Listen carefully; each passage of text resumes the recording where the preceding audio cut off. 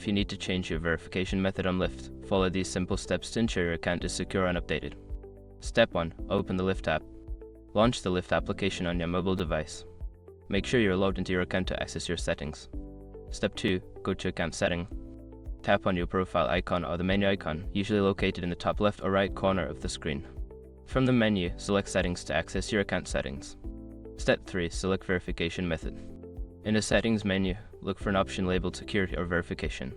Tap on it to view your current verification methods and options to change them. Step 4. Choose New Verification Methods. You will see different verification methods available, such as phone number, email, or two-factor authentication. Select the method you wish to change to and follow the prompts to set it up. Step 5. Confirm changes. After selecting your new verification method, you may need to verify the change through a confirmation code sent to your new method. Follow the instructions provided to complete the process.